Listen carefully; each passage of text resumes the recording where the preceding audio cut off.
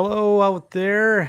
This is Andy with the Second Section podcast, and welcome to this evening's live stream. We have a Jim Dandy of a show for you tonight. As With me, as always, is my co-host Mike Ostertag. How are you guys doing? Good. How are you?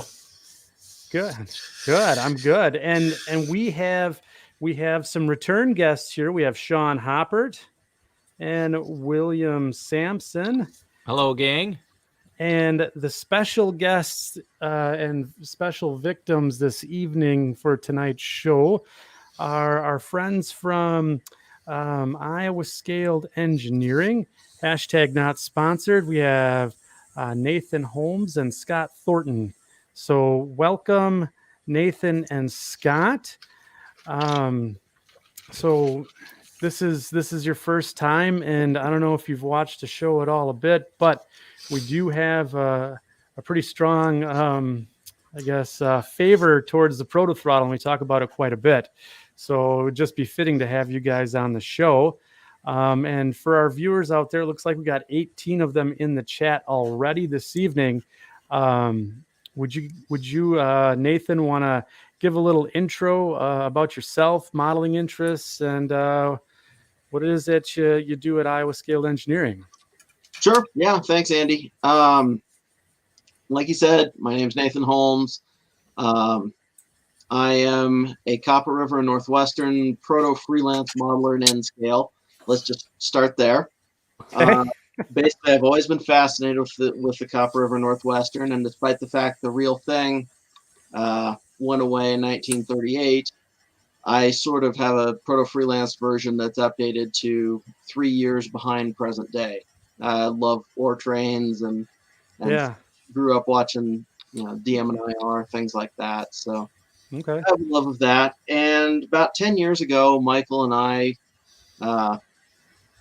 Michael couldn't be here tonight. He's got some family commitments. But he and I founded Iowa Scaled Engineering to try to bring some of the products that we developed for our own layouts to the broader market, because we kept having people ask, hey, can we buy X, Y, or Z? And I'm like, no, I just built that for me. I didn't really build it for everybody else. Oh, I suppose. And eventually we decided, well, that's a dumb answer. We should just sell these things. So That's how Iowa Scaled Engineering got started. And as for the name, yes, Michael and I both live in Colorado Springs, roughly now, but we actually met 28 years ago at Iowa State. We're both native Iowans. He grew up around Des Moines. I grew up around Davenport. Both Iowa Interstate fans. And then many, many years later, we met Scott. And Scott was really the inspiration behind the ProtoThrottle. So, Scott, would you like to take it from there? Sure. Welcome, everybody. My name is Scott Thornton, and I model the Iowa Interstate. I model a short 12-mile branch line called the Milan Branch. It's in the Quad Cities. It runs from Rock Island, Illinois, to Milan, Illinois, to the south. And it's a neat little branch line. It's got a lot of diverse traffic, and it's got a primary locomotive, an SW1200, that does most of the movements on the line, and then it also has GP10s. So two of my favorite locomotives are on that branch line. So that's what I model. I modeled the year 2003. Okay. And as Nathan said, the ProtoThrottle was an inspiration that I brought to these guys. I was inspired originally by a guy named Bruce, and his last name for some reason is escaping me now, but Bruce lives in Arizona, and he had put together a Rube Goldberg control stand using an NCE wireless handheld throttle, and it just kind of blew me away because he had a detented throttle, which means that you can notch it, and it was really, really cool. And I had developed a friendship with Michael and Nathan because of our liked interests in railroading, and also we both all three of us went to the same university, Iowa State University, and so we had a lot of connections. And I got involved with them, helping them with some of their marketing materials. I'm a graphic designer, just like William. And so I helped them with some of their design and marketing, and they entertained all my crazy electronic ideas because awesome. I like a lot of electronics on my layout for different features. And Michael and Nathan have the knowledge, the know-how, the skills to create whatever they want in that realm. So that was a good fit. But after I saw Bruce's throttle and I was inspired, I threw it out originally to Michael and I said, "Hey, Michael, do you think that we could develop a throttle similar to Bruce's? Maybe just make 1 to 3 of them so we could all each have one." And after some thought, Michael said, "Yeah, I think we could try that." And then Nathan got involved, and really, to make a long story short, that's how it came to be. Once we started development over the first year, we put together the first prototype, and it became very apparent that this was something that we thought the modeling community at large would really embrace, especially the prototype modelers who really want that in the cab experience. So that's really how it all started, unless you have anything to add, Nathan. I was going to say, we can do the engineering work for Scott. Scott's what makes us not look like a bunch of rank amateurs. His skills are every bit as valuable as ours. But yeah, and Scott, I think we told you no on the throttle at least 6 times before you finally convinced us. Yes. In fact,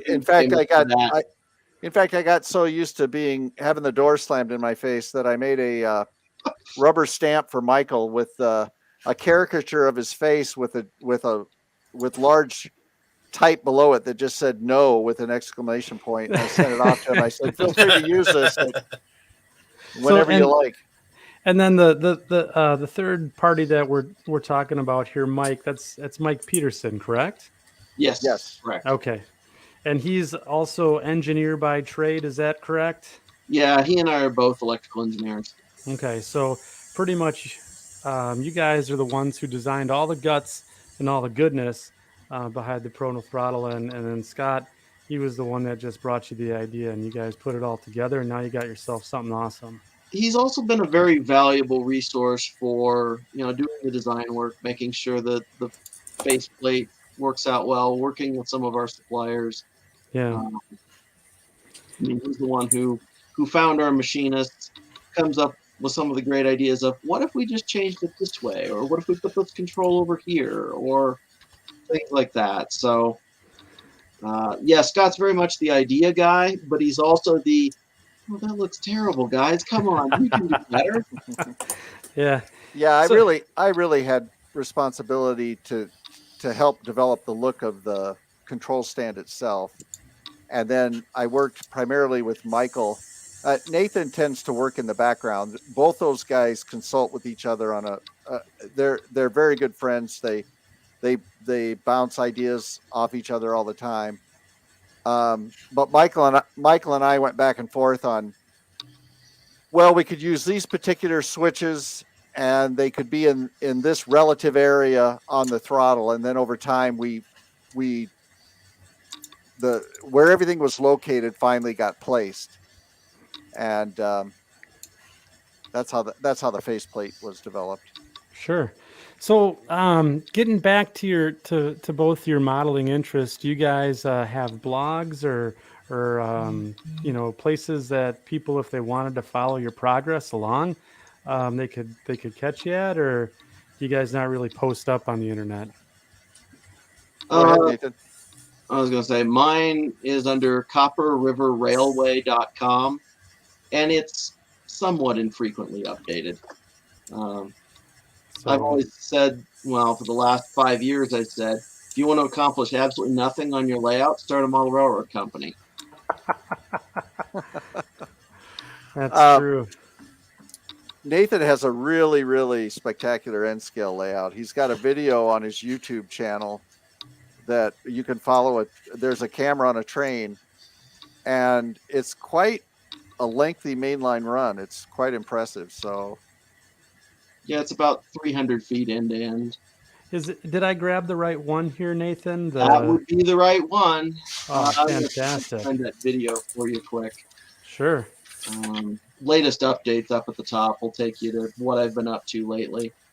Okay. Um, Very cool. I always love following blogs along. Oh, wow. So you're just starting to get into the scenery phase of things here. Yep. Just getting into scenery. Track is 99% finished. Oh, cool. Who doesn't love an Ortner hopper?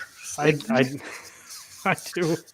I know I do. The 3-bay Ortners, honestly, for a modern era copper ore hauling car, they have the right amount of volume to weight to get the right amount of concentrate in them. So that's what I'm going with as an ore carrying car, because otherwise it's going to wind up casting a whole bunch of the Kennecott style cars, and that's just going to be a nightmare. Looks like the layout's coming along pretty nice here. Very good. I like the cookie cutter sub road bed there, and then the webbing with the cardboard strips there. You don't see that too often anymore. That's good. Nice fascia, nice rounded fascia corners here, and nice sweeping. Clean. Yeah, very clean.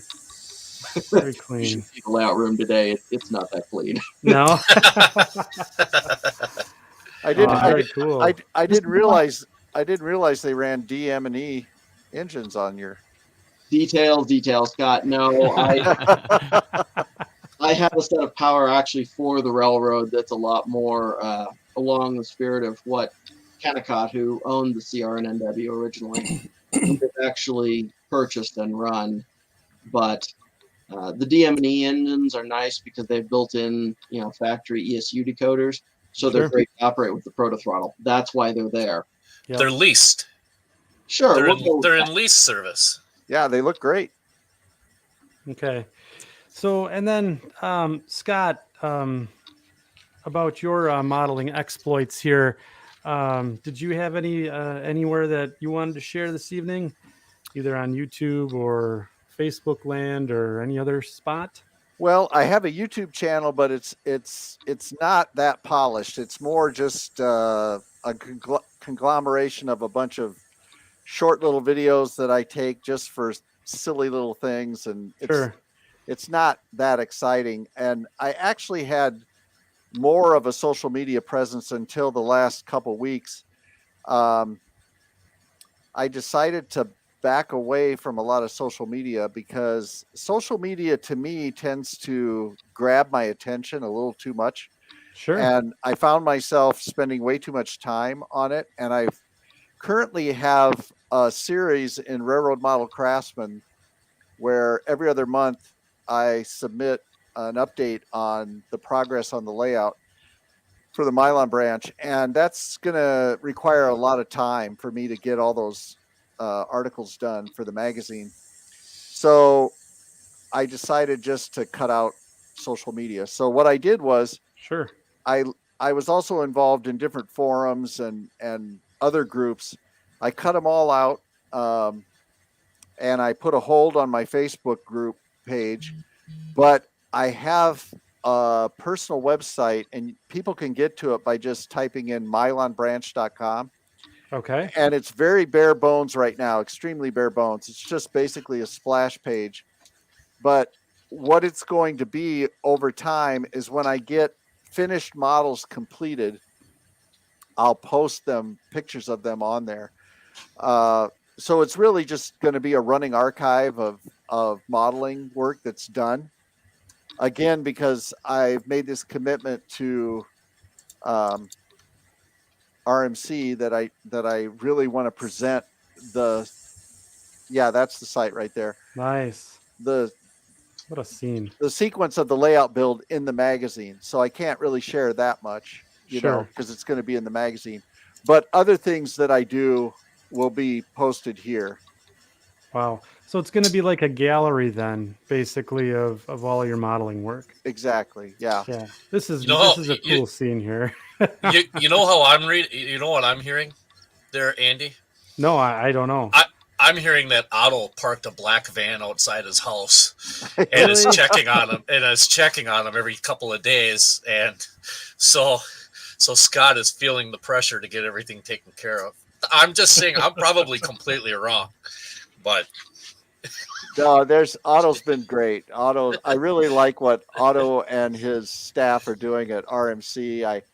I'm a big fan, and so I like to plug Railroad Model Craftsman. I mean, there's a lot of great publications out there, but it's one of my particular favorites, and I'm really blessed and pleased that I get to submit to this series. So it's going to be fun, and I've got some interesting and innovative things that I hope modelers will enjoy, and over time I'll be presenting them in the series. So and of course Nathan has a part in that too, because we've got some new products that we're developing, and one of them is the flange squeal. So you could talk about that, Nathan. But we've got some other things in the works that are going to be what I think are really significant additions to the hobby. So Awesome. it's going to be fun.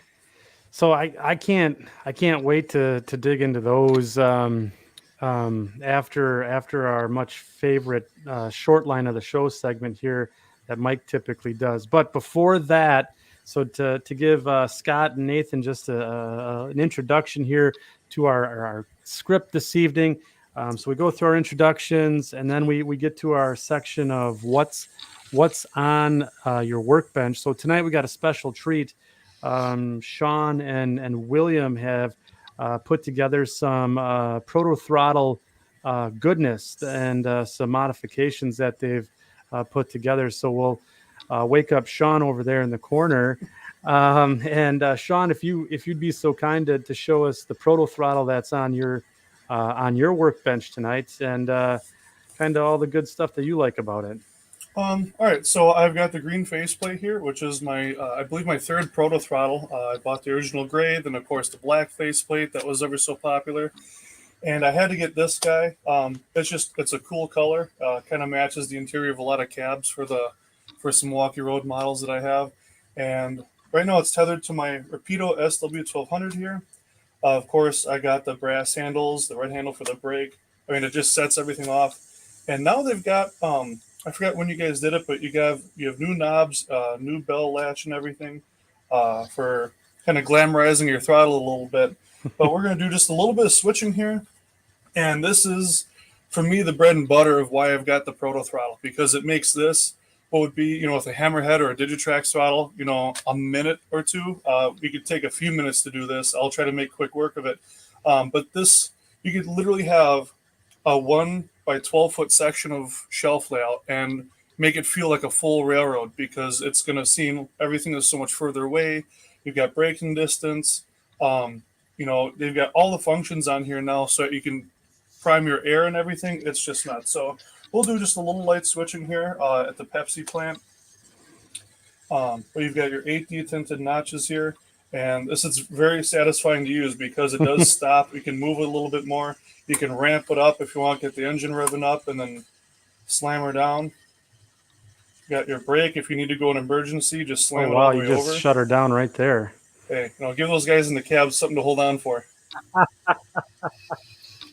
So looks like there's quite a few folks in the chat tonight that either are going to be buying one of these ProtoThrottles or have one as well, and really are enjoying them. So if you guys in the chat have any questions for Scott and Nathan about the product, tonight's the night to ask, and they'll do their best to answer the questions as they can. But let's get back to Sean here. So one thing I love doing with this, just sitting in one place, kind of find a good spot where you're going to do most of your switching.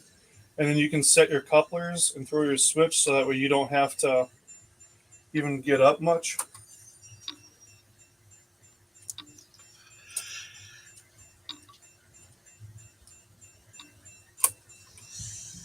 So what you're saying is you're immersing yourself in the pure engineer lifestyle. I'm trying. I don't have the experience you have, but I would sure love to try. I've got the 120 extra pounds experience. Well, maybe you should have been a conductor. I would have gotten you a little bit more movement. I was. Oh, jeez.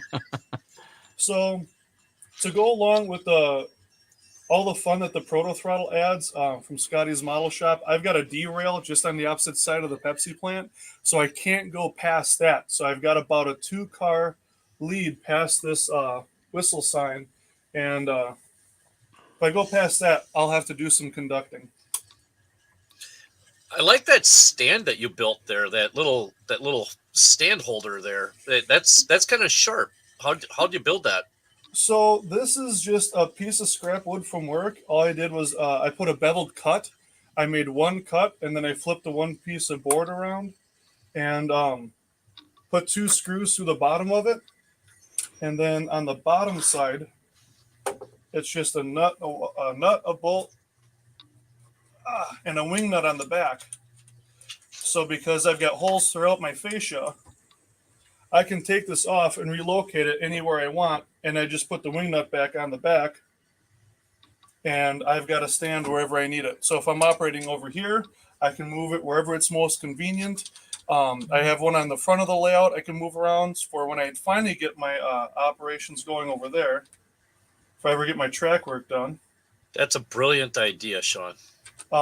Super easy, super affordable. A 1x4, a 2x4 scrap piece of masonite, whatever you've got. As long as it's thick enough to hold the screw, I recommend at least half an inch.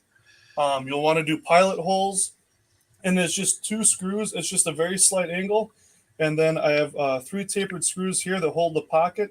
They're 3D printed, and I haven't tested to see how brittle they might be. I just don't torque them down a lot, and it works great. I've got a couple other pockets over here for my other throttles, and it's treated me very well.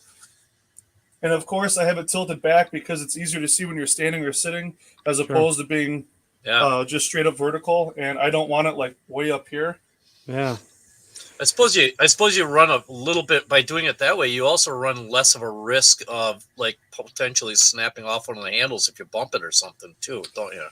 Yeah. So something else I do is I don't use the lanyard anymore because I've had issues with that. When you're working on a model railroad, and you go to lean over because you've derailed and now you need to fix something. I've had it where it smacks the layout, and I haven't broken anything. But I just use a couple of these links I picked up at Farm and Fleet. This one goes underneath the bottom here, and then this other one goes on my belt loop. And so that way it's on my waist, and if I decide to operate with one hand, I can hold it to the side or something, or I can just put it down on my leg and operate like this. It just makes life a little bit easier. I can do it one-handed, so I've got a hand free for switching, re-railing a car, whatever the issue is, I can handle it. It's been amazing. I go to the Superior Scenics layout quite often, and I'll switch out a yard for an hour, and I just do it like this. It's just so much easier. So this is probably my biggest contribution to the ProtoThrottle scene is just the stand, but it helps a lot. And I gotta say, there's other than what William did to add the kind of the bump for the brake, this throttle is amazing. It is a ton of fun. It makes a small layout seem so much bigger.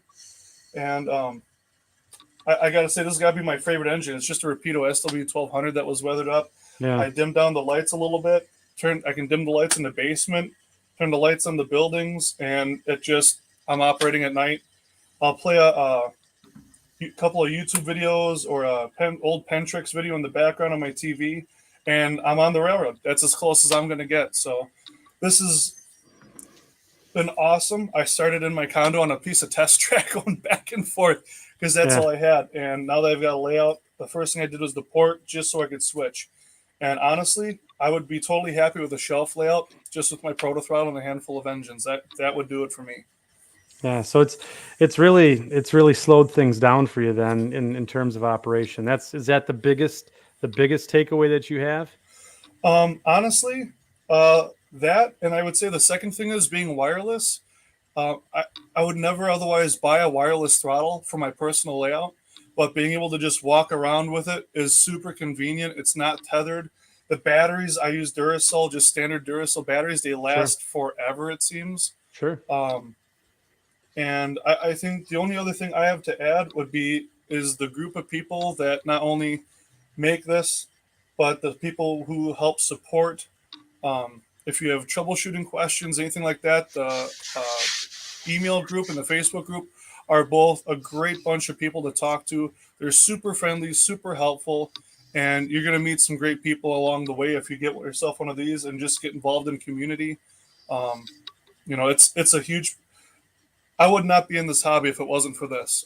I'll be honest. I sold my Charger um, Your to Dodge buy one. Charger, like a '76 Dodge Charger? I had a 2010 Dodge Charger. Not that cool. Okay. But when I sold it, I bought a handful of trains getting back into the hobby since my dad had passed.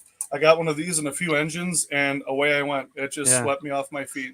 So, Nathan, Scott, they were talking about he's talking about support groups there. Are you guys do you guys have any help lines or I guess like Facebook groups that you guys sponsor or would suggest for people to get into if they have a proto throttle and they have questions? The main group is, well, I should say there is no call us up helpline. Michael and I both have day jobs. ISE is purely a business for fun and bringing things to Sure. the hobby because we want to. So, unfortunately, our day employers don't like us randomly being pulled out of meetings for calls about side businesses. But there's an extensive group of people on Groups.io. There's a group named ProtoThrottle. Okay. That's our primary user group. Okay. Of course, I mean, anyone is welcome to email us anytime with questions. support@iascale.com. We will get back to you as soon as we can. Sometimes it's with minutes, sometimes it's an hour or two, but we try to make that quick. Okay. There are a ton of ProtoThrottle users out there, like Sean, actually, for example, or Mike, who have done a great job over the years of, it's our users helping other users. So it's really a user community we've started to build up. Yeah. And Excellent. I want to thank every single one of them that answered the question, because there's no way we could possibly have all the different decoders and all the different configurations that people ask about. And Nathan, to jump, not to interrupt you, but like what Sean was saying and what you were saying just now about these groups, if there's a question that you have and somebody doesn't have the answer for it, there's probably not an answer for it, because those groups have so many intelligent people in there that have helped so much to help you guys help develop it and come up with ideas and things of that nature to try to get to get the proto throttle where it's at right now. And like take the whole air test thing. How long did it take us to start doing that? I think, wasn't there like a group of 6 of us that started and we just kind of started bouncing ideas off of? Scott, were you the one that started with the air testing, about asking a question about how can we integrate or into what the word I'm looking? Integrate. Thank you. Integrate the air tests into the proto throttle. Wasn't somebody came up with that question? Well, yeah, I think I reached out to you, Mike, and several others when I desired to have an air test incorporated into the proto throttle, rather than just using a stopwatch or a timer. Have something actually within the throttle's firmware where the modelers could watch a gauge pump up and then tie in the compressor sound with Nice. while they're waiting for it to pump up, and then do a 20 psi test. And so Michael and Nathan built that into it, and to me it's a great feature because it's recreating what the prototype railroaders actually do, and it's very important to have air in their train before they move a train, because otherwise they're in deep shinola. So that's and we're preaching to the choir with Mike here, and several others on the chat Got a group couple here. other engineers out there too. Air's overrated. Just Yeah. air's overrated. Okay, you heard it here from Mr. Ostertag. Air's overrated. Thanks, Mike, for putting us on a safety alert right off the bat, and now we'll probably get canceled because of that.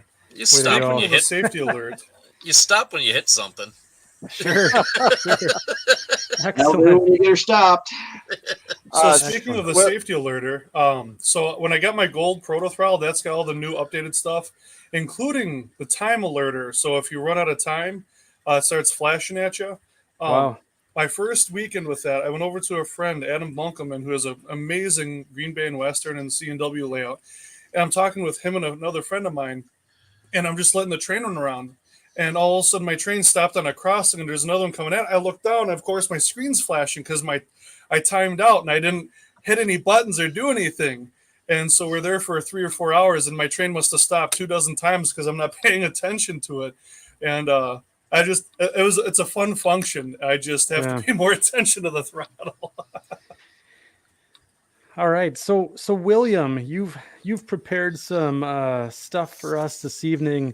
To talk about just a little note before we get to William. Sean's got a nice YouTube channel out there, Sean's Trains. That's right, it's still Sean's Trains, right? Yes, that's correct. Okay.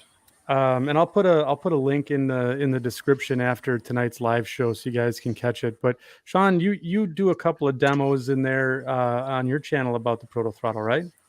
Yeah, so I've done a couple of deep dives into like matching braking, momentum.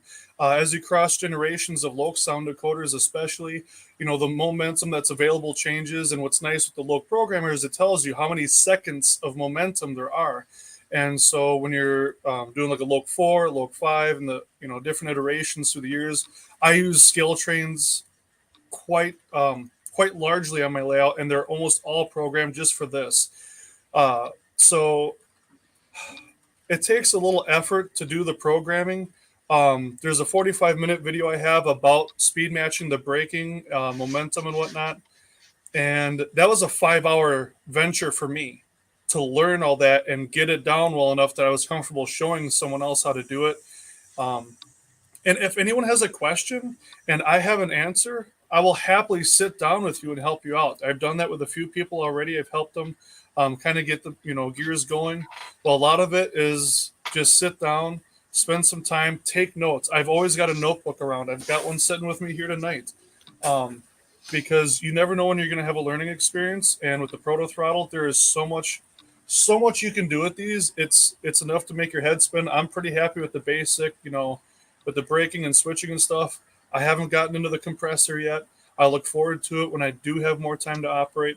But if I'm always happy to help. You can comment on a YouTube video, go on my page, send me a friend request and a message, and I'll happily help you out in any way I can.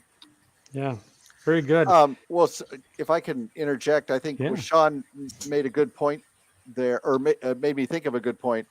Things like the air test, and eventually if we can develop a tonnage feature and some other things with the throttle, they're all there for modelers to utilize if they want them. They can configure the throttle in many different ways to operate the way they want to operate. The hyper prototypical guys, of course, they're going to go for the most realism that they can, but it's not like you have to be hyper prototypical. You can really operate, set up the throttle the way you want. Exactly. Yeah. Excellent. Yeah. So I think that's a really good segue. So William, you talk about specifically in some of your YouTube videos and that stuff on how you go through and set up those settings correctly or correct. Well, I wouldn't say correctly. I'd say just set up settings. And No, then no, I I meant bang setup around with 'em. settings correct, comma correct, and then words were hard there for a minute for me, and then I don't know, greasy meat hands just showed up, and then kind of he's ruining the podcast here. Well, we know how greasy meat hands rolls, but Yeah. when it does come to customization, I think actually that's one of the nicest things about what the ProtoThrottle has to offer. From the get-go, that's actually what really kind of got me interested in, was the ability to change and make things different. Now, I do have a couple of them that are on hand. Like this would be one that you would buy out of the box. This one lever is yellow just because I wanted to indicate that the modification on this one, I did put a little bump stop in there. And that's actually stopping it from going into, in this case, it would be emergency. Okay. But I end up changing things out. Like I changed the back out. This is a modified one. I don't know if it was Scott or one of the guys in the group that had thrown out that they got it from DigiKey, and I just ordered up the back part. It's $10. You can put a black back on a black faceplate version. Sure.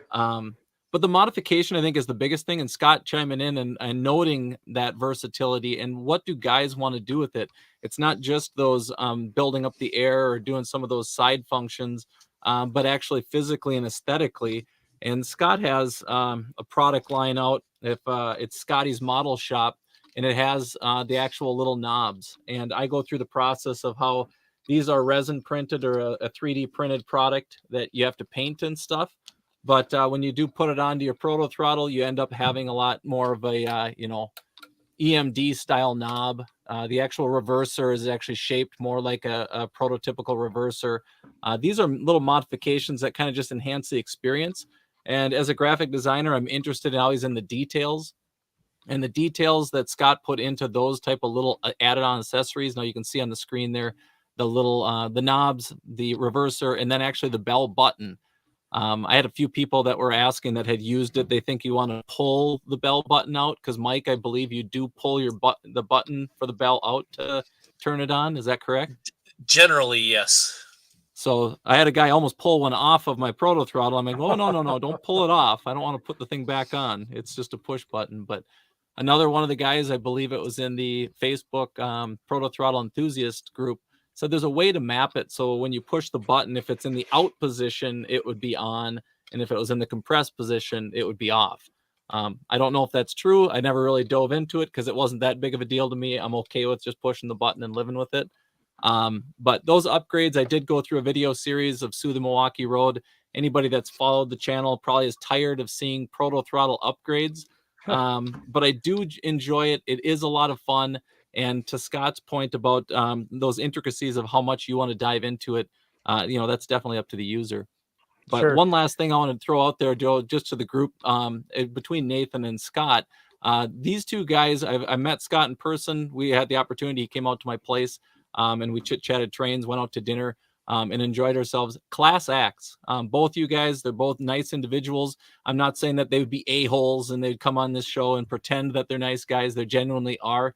Nathan, you helped me out at one point. I was having issues with logging in and getting my ProtoThrottle to function. I know you didn't probably remember my interaction with you, but the professionalism, the support, and be able to get it up and running, the experience has been nothing but great. And I think it's just because of your quality class act individuals. Thank you. We appreciate that. We try very hard. We realize, as a small company, we're not going to make it on price or anything else. We've got to make it on customer service, attention to detail, and making sure at the end of the day we're making the product the customer wants and they're happy with it. Yeah. Thanks very much, William. That was very kind of you to say. I have to say though, William has a split personality because there's this guy named the Curmudgeon that makes an appearance now and then and can be quite the negative Nancy. So you got to watch out for that guy. Hey, So- he's a little cynical. William, would you be all right if I shared? Maybe you're talking about that modification with the brake stop. Would you mind if I played that excerpt from your? Absolutely. You go okay. ahead and take a look. And if there's Okay. anything that anybody wants to narrate over it, by all means, as far as the ProtoThrottle, because I do take it all apart to be able to put the piece in. Yeah. So give me a hot minute here while the producer catches up with the stuff and things here. Let's see. Okay. You guys should be able All to right, see we're going that. to take a look at what it takes to get your throttle to be able to throw it just like this here, or throw it into emergency. Screws, knob removal. There's a set screw on this to be able to remove these knobs. Just lightly turn, not even a quarter turn. There you have it. So this is the back of the ProtoThrottle. Remove the silver screws to be able to remove the faceplate. And there you have it. This is the piece I created to be able to create the stop function. And it's just this little rise right there. That little bump, that's what causes the throttle to lock just as it hits there and it bumps over. So it's just a piece of styrene, just with a very small little rise right there. And then I set it up in such a way that it fits on here. I did shorten these posts, just the thickness of the styrene. So other than that, we did this in under a minute and a half just to show you what it looks like on the inside of the ProtoThrottle. I'm going to put this thing back together.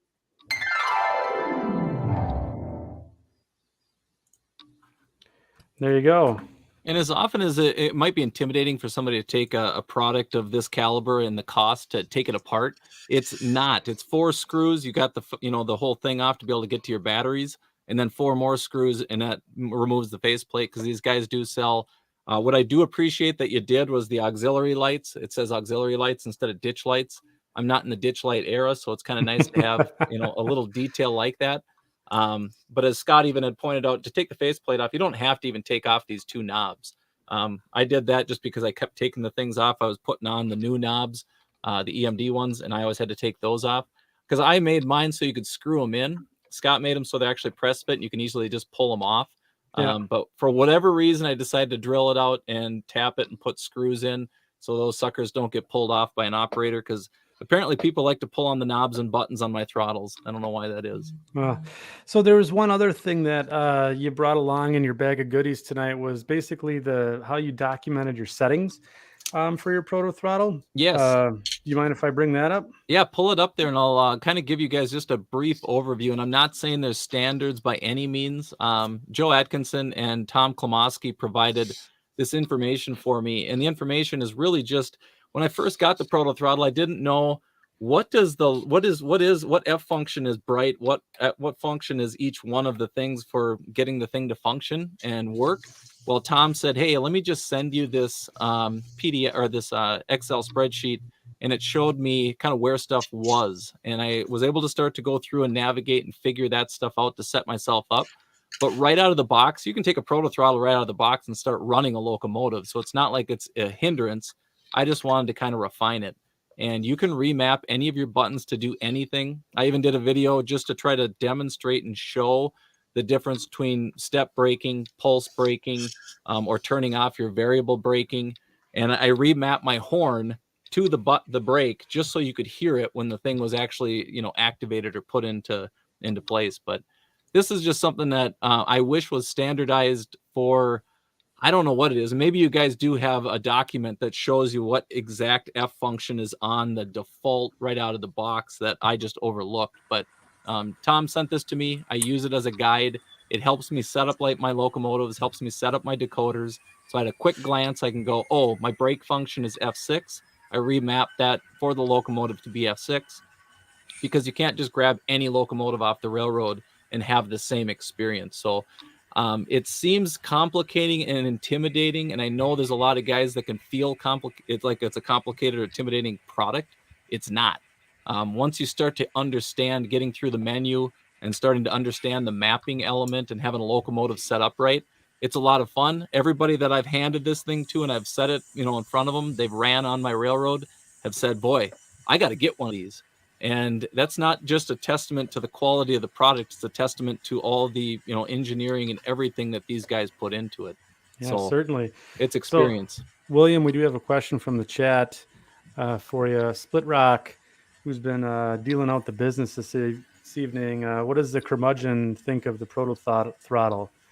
I'm sure he likes his gold Tyco transformer. Well, I'm sure the old curmudgeon would get upset about the old PT throttle. That's not possible. The proto throttle is too nice for the curmudgeon to complain about. The thing I complain about is that old Tyco stuff. I'm telling you right now, that thing is running like an old piece of garbage. I got this thing in my hands, and the next thing I knew, I bought a second one. That's why there's two. So the curmudgeon ain't got a complaint about the proto throttle. Sorry about that, Split Rock. That's it. Sit down, Split Rock. Well done. Well Now I might not be done. able to talk for the rest of this, but there you go. No, thank you so much, William, and thank you for indulging everyone with the personality there. So, I guess what I'd like to do is, I know that Nathan has joined the chat and has been answering questions, and so if you guys have questions, comments, and stuff like that, why don't we just take a little break here, start getting some of those up there while Mike gets prepared for his segment here on the short line of the show. And again, these guys are here to help us out and answer some questions. So let's let them rip. Scott or Nathan, do you guys have any comments as to some of the stuff that William's done with his Proto Throttle and what he's been doing with it? Oh, I love the brake notch. That's fantastic. We had thought about how to do a stop before you get into emergency, and we just couldn't figure out how to make it reliable. So that looks incredibly promising. Excellent work. Yeah. Well, I think a lot like Scott. So a graphic designer mindset is thinking outside the box. So I hope it's something that you guys are able to utilize or improve upon. I see there's some that Scott has done actually on his railroad that it's pushing things to the next level. I know you guys talked about some future products that you might be, getting into, that flange squeal and things like that. But Scott thinks of things that you think of it and you say, that'd be cool to do.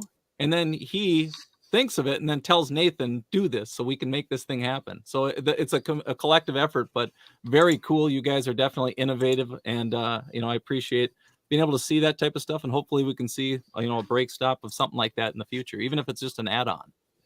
Yes. We're very glad to bring this stuff to the hobby. I mean, it's really you guys that make this worth it, because being able to see people who really enjoy the product and it really enhances their operation, that's what it's all about at the end of the day. Because like I said, this isn't our day job. This is something we mostly do because we want to, and we want to bring things to the hobby that we think are valuable.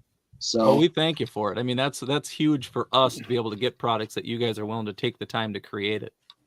So Tom Klomoski asked William, how do you like that flattened speed curve for your ops? Well, that's a great question. That was in even kind of, he had his speed numbers on the top of it. And what Tom's referring to is on the notching of your locomotive, as you slide through the notches, basically 1, 2, 3, and I believe even 4 have speed, it'll adjust the speed of the locomotive. But once you get up to 5, 6, 7, and 8, it's merely for audio.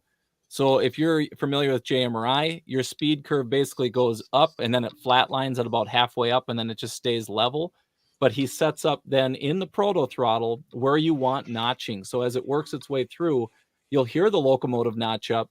But once you go beyond that 4th notch, you start to just basically be manipulating the audio. So it can really sound like you're a notch 8 under load. It's a very simple thing to program into a locomotive, but to do it then in your Proto Throttle makes it just that much cooler. I put this in the hands of a former BNSF locomotive engineer, and he was floored. He goes, that is cool. Like, he was pulling the cup and kept notching it up, and he thought, that's just unbelievable. So little details like that, Tom, and it was Tom and Joe, they're the ones that kind of kicked that little idea around, shared it with me, and I hopefully have shared it with others. I know some guys have tried it. Very cool. It's a nice little feature and really brings the Proto Throttle to life. And just to add to what William just said, when you flatten the speed curve, in my opinion, if you flatten it so that your top speed is roughly 20 to 25 scale miles per hour, yes, at notch 4, then that's about as fast as you want a train to go on a freight railroad anyway, at scale speed, because anything faster looks unrealistic.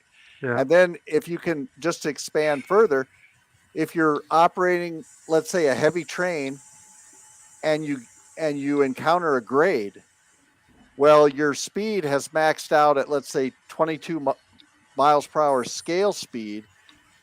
it encounters that grade, the speed's not going to go up, but you can notch up into a higher notch, and it feels just like you're really working to get over that grade with the tonnage. Yeah. And that's one of the advantages. Plus, with a compressed speed curve, you can program those lower notches to make your switchers react quickly. Like now this is just my personal preference, and what I've observed with the prototype is if you watch a switcher moving just a few cars, they can actually get up, and Mike can interject here too if he wants, but they can get up and get moving pretty darn quick. It doesn't take a lot of time. Some modelers will extend that time to what I think is too unrealistic, where they're moving maybe 3 or 4 cars and it's taking them a long time to get up to speed. Now that's where your personal preference comes in, but you can get those lower notches to react really quickly, and then as you go up in notching, it'll even out. It'll get more realistic. So And I hope Scott, that makes sense. if you're in that little window, can you you touched on acceleration? Can you piggyback your braking? You suggested the braking to me to turn the variable off, and I did, and it improved it for me. But can you touch on that? Well, what I do is, and this is just through experimentation, each modeler needs to experiment with the front loaded momentum. In other words, when your locomotive is first starting, what is that momentum going to be? Some guys like really quick reaction, and it depends on their diesel too. Some guys like a slower startup. To me, I like more of a quick startup, because when I watch the majority of switchers, especially if they're running light, they get moving really quick. But on the back end of the momentum, when you're slowing down, you should program, in my opinion, you should program that at the max of the CV, which is 255. So that way, whenever you bring the throttle down to idle, whatever speed you're going to coast for as long as possible, because that's one of the main advantages of the ProtoThrottle is you want your train to coast for as long as possible, and then you utilize the brake to stop the train. You don't utilize the throttle to stop the train. So that's the way I work it. And that's a very a distinct. You told me that, and I turned mine. I had mine at 125. For guys that aren't familiar with it, the lower your deceleration number is, I think it's CV4 or 5. The lower that number is, the faster the train will stop. And Scott just goes, turn it to 255, and I did. And that, to me, again, the thing wasn't stopping as fast because I was using the throttle to slow it down. And now I use the brake, and again, that enhanced that experience. And that's a simple little adjustment. All right, now, outside looking in stuff, inside looking out, okay? Yep. Right now, I've got a GP9R. It's a jackrabbit. Okay, I mean, I go to the first notch, and it wants to go. I get a GP38-2, however. That's got a different electrical setup in it. That electrical setup, I go to the first notch, that thing might sit there and not even hardly move.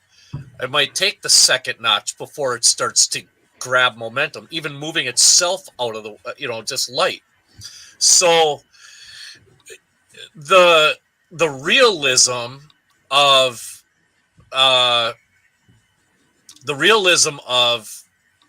like what you were saying, Scott, having it taking a long time to go and pulling 2 or 3 cars, I've already had it where I could hardly pull 10 cars with in the 6th, 7th notch up a very short grade because the engine was so crappy. So it was just a hard time. That engine was just bad. But then I get an engine that's 40 years older, and it will pull, like the one that I have right now, it'll pull anything you ask it to pull, and it's lower horsepower, shorter wheelbase, lighter, but it's a completely different internal setup. So like for me with my stuff, I actually program my decoders to try to emulate those things. But that's the advantage I have from the inside being out. You know what I mean? Right. We're being on the inside of the industry, whereas from the outside, it's just, hey, these guys are pulling, and they're going, like a bat out of hell, and hey, they're picking up what they're putting down, but in reality, there might be a lot more going on inside there than what people actually understand. So Well, that's where it's good, Mike, for you to vocally, even, I know you've said it in podcasts in the past, where that GP9M you've liked because you've referred to it as peppy. What locomotives out there are more commonly peppy? Which one locomotives are less commonly peppy? Okay. I mean, I know that's a loaded question. I don't expect you to try to break down every locomotive out there, but just as a general kind of a thought process. Okay, I'm going to make this as simple as I possibly can. Anything pre-2 for an EMD is generally gonna go quicker. Those have a straight DC electrical system. There aren't a whole lot. It's a relay-based electrical system. So when you pull out on the throttle, it's sending juice to those traction motors like right now. Whereas anything -2 and newer, the newer you go, the more, I guess the best way to put it would be like a load restricting it is. But it kind of gives you take it and you give it, okay, I want you to do this, and the system and the computers and the modules, the -2s are modular based, whereas pre-2 are all relay based, and now everything's computer based. So now the computer, like with the new engines, it'll say, oh, you want to do this? Okay, here's a little bit. Oh, here's a little bit more. Here's a little bit more. You don't get everything you want right now. It actually, it takes its time to come up. And so it's, I guess it really depends on the type of locomotive that you're using. And now, like Alcos, I can remember back in the Green Bay and Western days, those Alcos, they just went. You didn't want, if you were gonna ask to kick a car or let it go, and so while you're switching, if you're asking to kick a car, you better be right at that pin, because otherwise you're gonna get your arm ripped off. The thing would just go. So they were, Mike, you bring up a whole new arena that I never really thought about, to be honest with you. Is we have the ability as model railroaders to take each individual diesel and vary the programming in the decoder to have it be more like a Jackrabbit or more like a slow loading locomotive. So you could actually build that into your fleet, and wouldn't that be cool? Yeah, and it really does get to be kind of a headache, because when you've got an engine that has a straight DC locomotive, and then you have an engine that is modular, that straight DC engine will start pushing that modular one until the modular one gets caught up. And then the modular will overtake it and start doing and then they match up. And that's in real life. I mean, this happens. If you look real closely, you can see sometimes engines banging into each other a little bit. And that's because, like, especially if you look at a light power consist of 2, 3, 4 engines, you can kind of tell which engines are a little bit more on the Jackrabbit side, a little bit more quicker loading, and which ones aren't exactly loading so quick.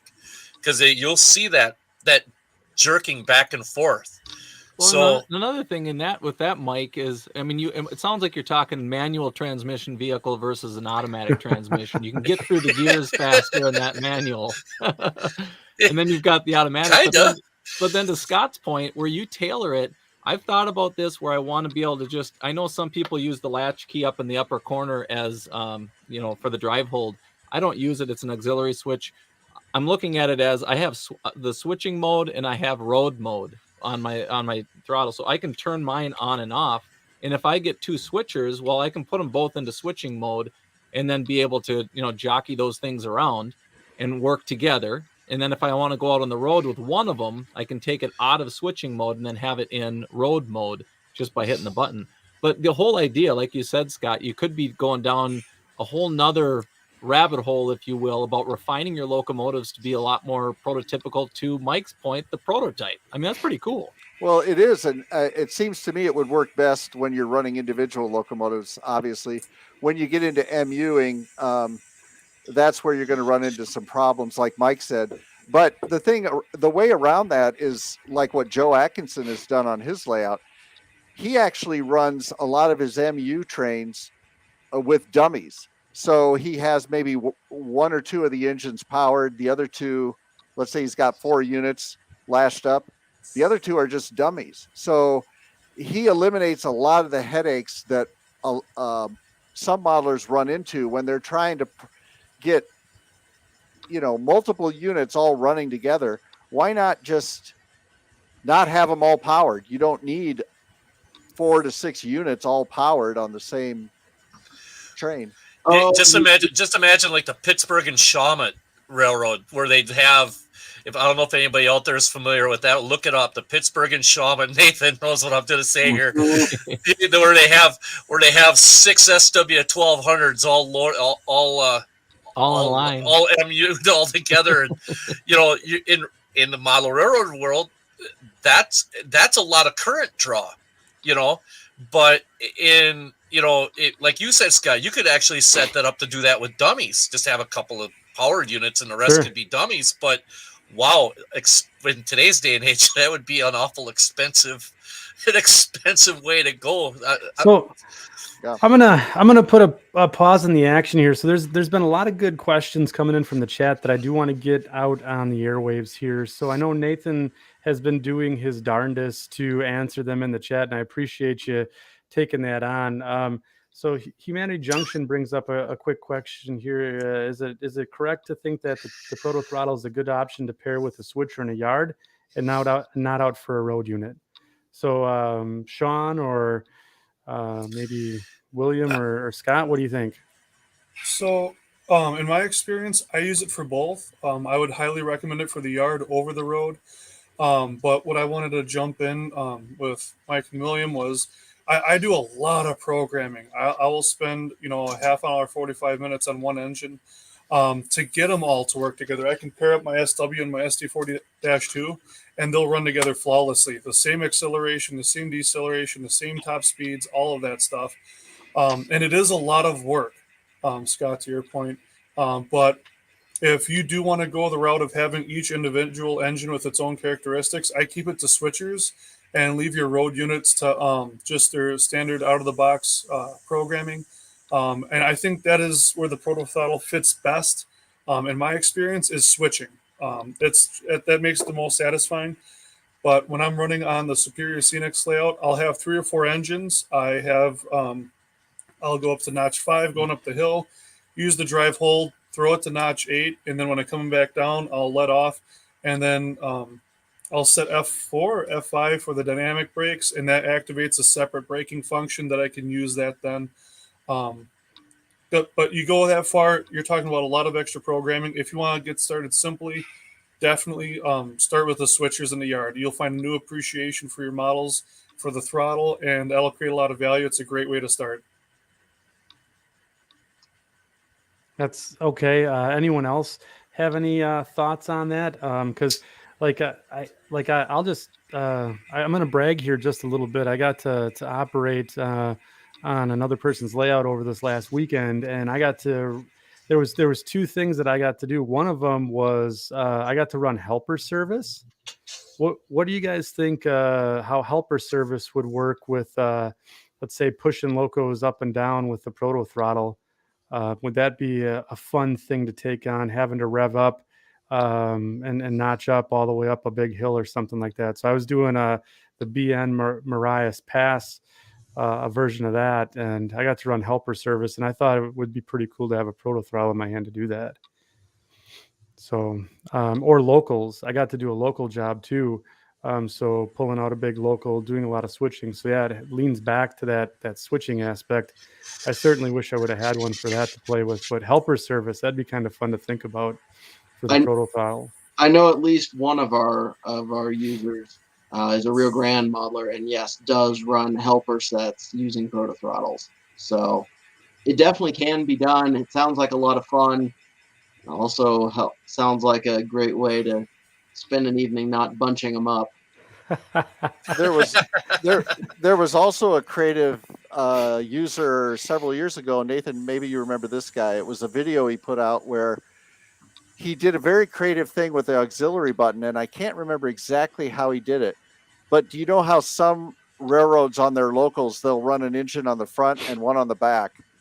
And he ran his local like that, and he used the auxiliary button to toggle back and forth between operating each locomotive. So the auxiliary button would toggle back, and then like I remember the video, but I can't think of how, for the life of me, how you would do that. So he basically had two separate units set up as and toggled back and forth between the two, and they were autonomous. Yes, I remember that. Yes, and Wow. it was the slickest thing, and he had a real creative workaround. I'll have to try and go find that video, but it was fascinating. This guy was like I said, really creative, and he had it working with one throttle, but it was very cool. That's awesome. So there was just I think there was one other comment in the chat. Nathan, I think you were handling it, but I just wanted to bring it up. I think it was Humanity Junction brought up the question. This was a while ago. Was asking about CV values? Yeah, the CV values. Yeah, and oh, go ahead, Nathan. And Heath brings up an excellent point that I do want to get to. That's one of the biggest challenges with the ProtoThrottle is you've got to really know your decoders. I mean, at the end of the day, this is just a DCC throttle. It does three things. It sends speed, it sends direction, it sends functions. So we put it in a more prototypical package with physical controls rather than having to remember that, horn is F2 and hit the F2 button, or brake is mapped to F11 on this engine. You can store that in the configuration for the individual engine in the throttle. But the other half of that is on the decoder side, where configuring decoders normally from the factory will ship configured in a way that makes them easy to operate with, a conventional knob throttle. So you're not going to have things like independently controllable headlights set up from the factory. Yeah. Those are sorts of things that you have to work through, and there's no one size fits all sort of answer because every decoder manufacturer, and for that matter, even different lines of decoders from the same manufacturer do it differently. So a Soundtrax Tsunami 1 will be different from a Tsunami 2, might be different from an Athearn, OEM Tsunami, different from an ESU. And that's where the group and the community really shines, is because if you can't figure out how to separate out your headlight function control in the decoder, so you have independent, front, bright, and dim, and if appropriate, ditch lights or gyro lights or Mars lights or whatnot, there's somebody in the group that can help you. Plus, on the throttle page, at Iowa Scale's website, we have a number of guides that Michael's written on how to set up the more complicated stuff. So here, I'm going to bring those up on screen real quick once, and just so people know where to find those to possibly help out some questions here. So I'm going to go ahead and share my screen, and let me just see if I'm looking in the right spot here, Nathan, just for our viewers out there. So I'm going to go out to the ProtoThrottle. So this is just basically clicked on one of the ProtoThrottles here, and if I scroll all the way down to the bottom, you have a bunch of documentation down here for setup guides, auxiliary lighting, other types of the user's manual, that type of stuff out there for the users to essentially help set up and use and run their ProtoThrottles, right? Yep, that would be the page. Okay. Those guides there are an excellent place to get started. And like I said, the group is invaluable. But Mike talks through how to kind of set those things up. But if you get too confused, remember, this is just a DCC throttle. It just sends speeds and functions. So just think about, what function do I want to activate when I turn on the brake? Or what function do I want to activate when I turn on, headlights for rear dim? And if you think about that, you can kind of split the two pieces you need to configure apart. Sure. A lot of the things you do, the high momentum, configuring, the braking functions, and particularly the independent headlights, once you configure them that way, they run fantastically well with the ProtoThrottle, but then they become hard to operate with just a normal knob throttle. So you kind of have to commit to it. Sure. Hashtag ditch the knob. Ditch the knob. Ditch the knob. That's right. And I With all just due happen respect, to, there's two on there. yeah, well, I just happen to think, boy, I wore the wrong shirt. I should have worn my ditch the knob shirt today. Yeah. Well, there is time you can go change it. So there's been a lot of good comments, good questions coming in from the chat here on the ProtoThrottle. So as stuff comes up, let's keep them as ProtoThrottle questions come to mind. Let's keep them coming in. But I do want to give Scott and Nathan the opportunity to talk about some of the other goodies and goodness that they have going on over at Iowa Scaled Engineering. So I guess William, Sean, Mike, or if you guys would be willing to loosen up on the ProtoThrottle, and let's see what else they got cooking on over at Iowa Scaled. What do you guys think? Sounds like a winner to me. All right. That sounds good. Let's go. Okay. So Scott or Nathan, we talked about the ProtoThrottle, and that's a awesome tool to bring realism to your model railroad. What other big, or I guess, items do you guys have out there? Go ahead. I'll say one that's gotten mentioned in the chat quite a bit, and is another one of those Scott things of, hey, could you just build me what we call the Motorman? It's a way to automatically operate, a piece of DCC or DC equipment over a section of track. Scott came to us and said, hey, look, I've got this branch line. While I'm working on it, it would be nice if a local could just, run from end to end slowly, just to give me something to watch and look at. And several users in the chat, Heath, I know, has at least one. A couple other guys have mentioned it. But it's a completely self-contained solution. So it's great for things like demo layouts. We use it on the ISC demo layouts at shows, showing off our block detectors and other things. We've got a couple people. Actually, we've got one guy who's a New York City subway modeler and uses it to operate a train automatically from end to end. It supports things like intermediate station stops. You can configure a whole bunch of different profiles for how fast or slow you want to accelerate. It's an interesting little piece of hardware that kind of fills a niche. Yeah, So that would be something great to have, like if you're doing like an open house or something, right? Sure. Yeah. Absolutely. Yeah. I think that would. So I didn't even know that existed. It's like this. So this basically. So you guys get the idea. This podcast is just solely to benefit me and my learning of the hobby. So, this is just totally selfish on my behalf. And, but okay. So that's really cool. So is it with the Motorman? Is there like a frequency range? Does it kind of peter out? Like, so if I have 200 feet of track, is it still going to hold the, I guess the signal back and forth over the whole layout, or how's that going to work? Sure. Yeah. It's essentially just a miniature DCC command station built into the back of it that also can be dumbed down to just do DC pulse throttles. Because a lot of people do have just, like a trolley line operating that they just want as sort of background scenery or, display layout. There's no need for the DCC in it. Sure. Yeah, it'll handle up to 2 amps, so you're good for at least a couple of engines. Oh, cool. But Nathan, you've built function functions into it so it can stop a train, restart it, do that sort of thing.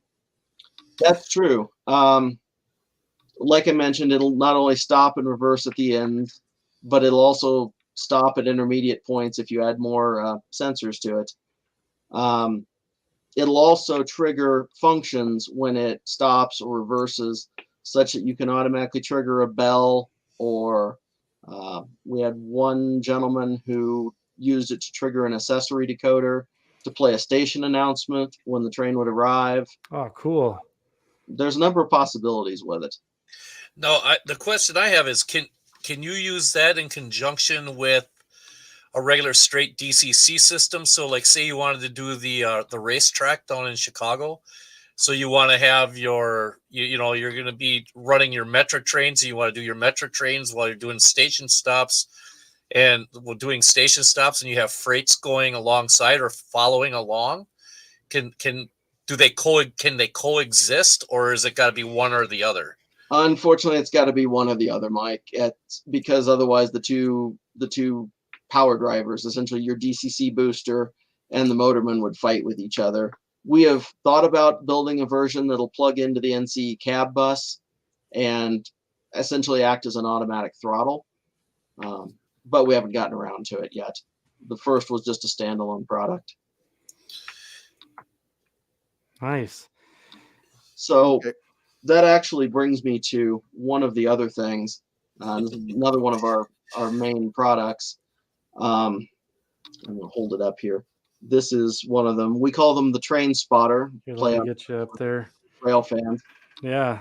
But they are an under track, or there's a beside the track version too, version of an infrared train sensor, essentially.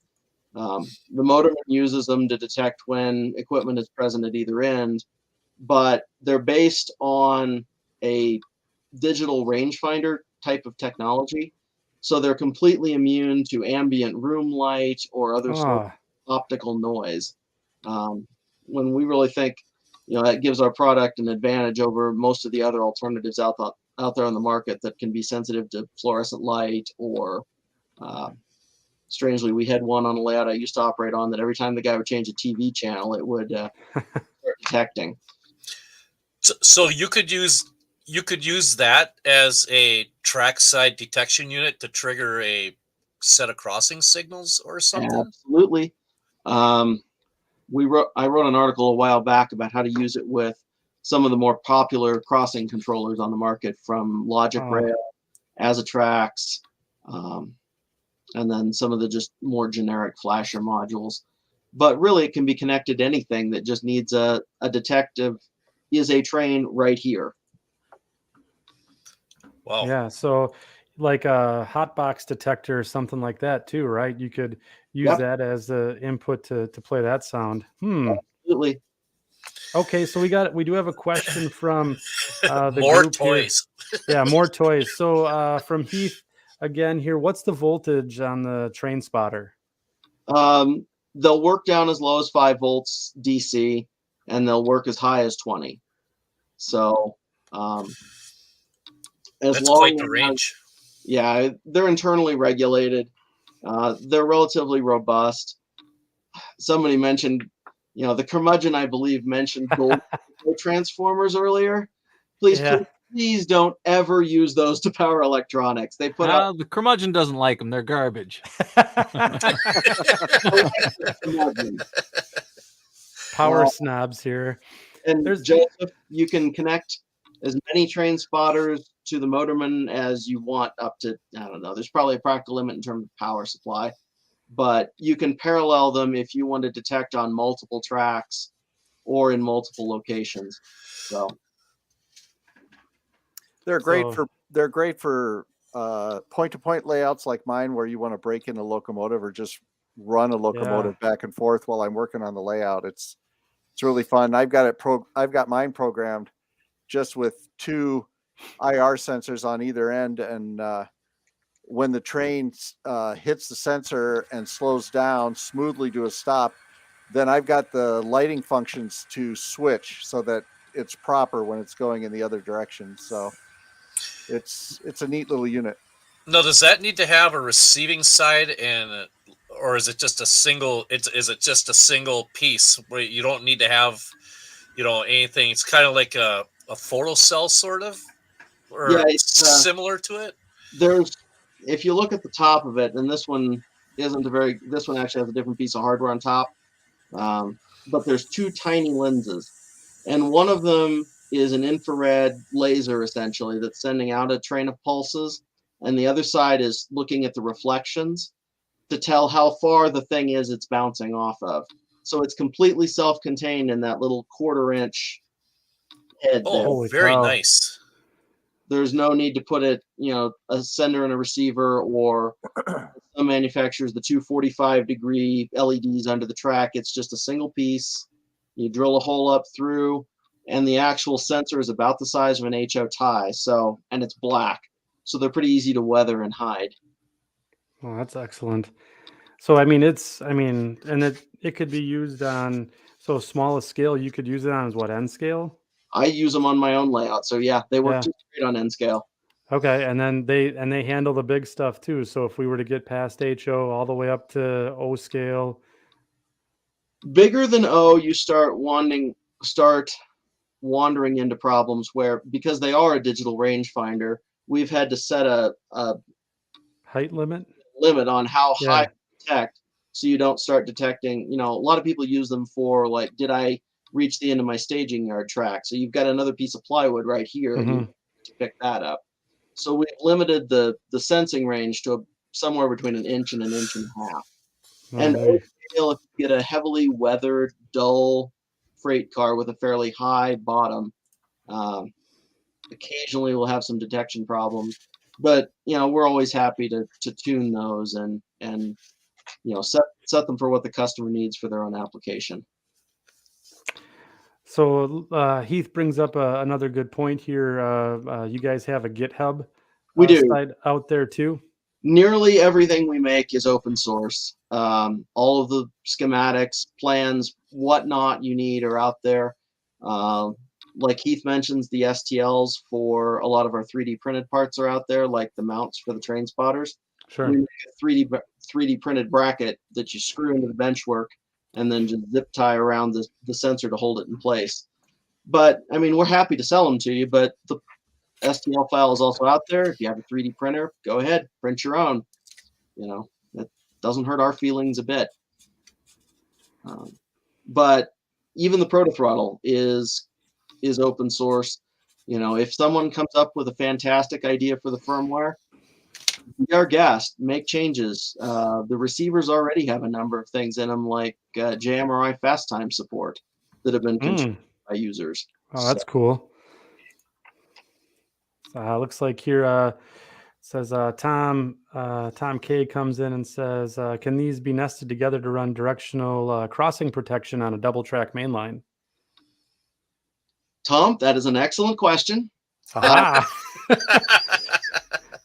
In some ways, yes, they could, but let me give you guys a little sneak preview of an upcoming product here. Okay. This one has a different head on it, and you can kind of see that it's a metallic silver looking thing. Yeah. Yeah, that's actually a little camera. Whoa. It's the same sensors that are used for tracking like optical mice and things on your computer. So it's actually looking for motion. So we're building a version of the train spotter that can actually detect, is a train moving left? Is a train moving right? Is a train moving at all?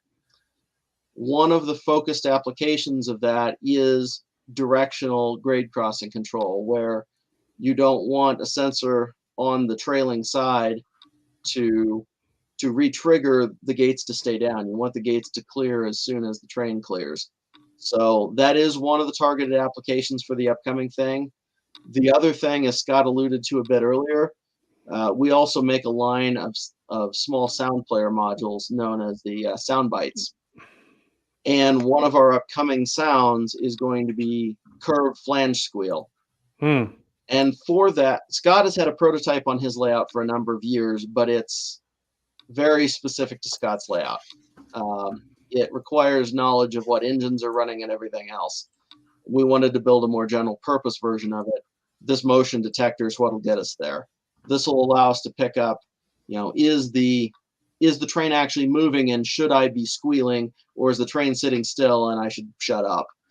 But yeah, thank you. Those are the current sound bites. We offer a number of prototype crossing bells from real recordings. And then we also offer the infamous cicada. Which is awesome. Yeah. We really wonder how many of those have been bought for people's own layouts versus how many of those have been purchased to be combined with a 9-volt and a switch to be hidden under their buddy's layout. I don't know what you're talking about. This is a pranker right here. This is a pranker right here. This is I think I'm gonna go put one of these at Mike's house. I think that'd be fine, because it would go with the other two that I have that I'm gonna put over at Luke's house. So I got a silly question. This is a completely self-contained sound unit that has a speaker in it as well, right? Correct. Yeah, it's got the board on top actually contains the sound, and that big white potentiometer allows you to set the volume. The actual speaker, the speaker is right under the board, and then the bottom is a sound amplification chamber that was designed by JT Burke over at Scale Sound Systems, who, if you don't know his work, he does fantastic sound work. Yes, he does. Absolutely. Yeah, so I was just going to ask if Scale Sound was made that enclosure for you, because it looked very similar to stuff I've put in my locomotives. That is absolutely JT's work. So, yeah. and we buy the drivers from him as well, so we know we're getting quality sound. Scott, did you? Yeah, I was going to say, Nathan, that in my opinion, the flange squeal sound system is going to be paradigm shifting for a lot of layouts, because that's one thing that we as model railroaders have been missing is trackside, really good trackside sound that doesn't sound like canned sound that drives you nuts after a while. Yeah, it's real tinny. Yeah. What Iowa Scaled is developing will have scale sound system speakers, so the sound fidelity will be top quality. In fact, JT is also going to help with some of the recording and editing of the individual flange squeals. So we're going to have what I think, Nathan could correct me on this, a large variety of different flange sounds, groaning cars, popping cars, this sort of thing. The type of thing that model railroaders would just salivate over, because it's the thing that's missing, is that type of trackside sound used appropriately, right volume. Nathan, did you have anything else on that end, or does that cover it? I absolutely agree with Scott. One of the things that's holding it back is that we need, obviously we need the sounds captured and edited, but also we have to enhance the hardware to actually have a longer playback. The stock sound bites module can only handle about a second and a half of sound. And we did that, to keep the cost down, because that's good enough for grade crossing bells or cicadas or other things. Sure. Couplers slacking and bunching would actually be another excellent one. And thumping of flat spots on wheels, right? Yeah. Well, that, and also there's been a lot of ideas brainstormed back and forth between the three of us. Like one thought was, what if you had a sensor next to a frog, so it would trip the sound of every time the wheels go over the frog, you hear that sound. Or you could have really the system could be expanded over time into a lot of different sounds that are triggered. So, in fact, I just asked Nathan earlier before we went on air that I've got 4 ambient zones on my layout. Ambient being when you're in the area, and I've got a small layout. When you're in the area, a particular ambient sound plays, because I don't want all 4 of my sounds playing at once, because it would be this chorus of sound that nobody wants to listen to. Be deafening. But if the train is in the area, like for example, I've got a interstate overpass that's on one end of the layout, and I've already got my sound put together and edited for ambient road noise. Like trucks going by and cars, and it's a neat sound. Well, I only want that to play when the train is close to the underpass. I don't want it to be continually playing. And wouldn't it be neat as the train's getting closer, it trips a sensor or the motion sensor, and then the sounds start to fade up as if you're getting closer to the overpass in real life. That sort of thing excites me. Wow. So as you close it, it's almost like the radar effect, right? As you close in, right? You start the sound intensifies. Just imagine the application that would have if you had like say Mike Wachowski's Denver and Rio Grande layout, where he's going to have several, like he's got Moffett Tunnel, and you're coming out of Moffett Tunnel, and the closer he gets to the portal, the louder the noise gets, and then all of a sudden your engines break through the portal, and it's just imagine that the application for that, or through a heavily forested area or mountainous area where you might be through the Colorado Rockies, where you can't really see the train yet, but you can hear it, and the closer it gets to you, the louder it gets. That's a fantastic application for that. I think there's a lot of ambient sound applications that, if they're done well, can really bring more realism to the layout, and that's kind of what we want to explore with this new version of the sound bites. Okay. So when can we expect that? Do you guys have a tentative release date, or? We are hoping to have initial versions. Well, we're hoping to get some test versions out in the next couple of months, and we're hoping to have a real thing possibly at the St. Louis RPM. Oh, Collinsville. All right. Yeah. Come on down and see us. If you want to try out a ProtoThrottle, it's a great place to come do it. And, you'll get the sort of hands-on attention of any question you want to ask. We're right there. I have one question about that motion sensor that you showed there, Nathan, the last one. I just happened to think of something. Oh, no. What do you got, Mike? Why would you say, oh, no? I meant, oh, good. What good. I was looking at my phone. I was looking at my phone, and my wife texted me, and I said, oh, no. Oh, yeah. Yeah. Funny how that works. How there's there's all sorts of signaling systems out there. There are that mimic CTC. While we're sitting here talking about this, I know of several Chicago Northwestern, Union Pacific, other railroads that have used ABS. This would be an awesome trigger for like a Chicago and Northwestern, because all that does is, all you're doing with ABS is controlling the semaphore that's right there. It's so you could actually set up an ABS setup instead of CTC, using those sensors to trigger the semaphores to control train spacing. Oh yeah, absolutely. And because they are direction sensitive, you could do tumble down correctly too. Yeah, absolutely. Absolutely. Huh.